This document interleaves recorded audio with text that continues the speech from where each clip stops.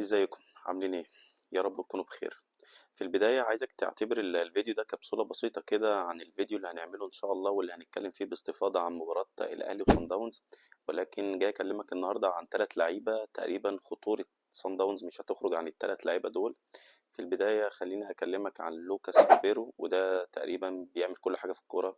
قوي، سريع، مهاري، بيعمل دريبلينج بالكرة بشكل كويس جدا. ما عندوش مشكلة لو ضغط عليه واحد واثنين وثلاثة، بيعرف يتصرف بشكل كويس جدا. اللاعب التاني معانا سالس، واللي عليه علامة استفهام كبيرة جدا، وخليني أقول لك ليه. راجل جاي من الدوري الدرجة التانية البلجيكي، وده إن دل على شيء بيدل على العين القوية اللي موجودة في فرقة صن داونز، أو السكواد اللي بيشتغل على اللعيبة عندهم بيشتغلوا بشكل مهم جدا.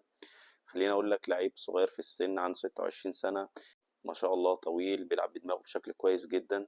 واللاعب التالت بيتر تشلاولي، واللي كلنا يعني عارفينه ومش محتاج اتكلم عليه كتير، وليه ذكريات سيئة مع الأندية المصرية بشكل عام.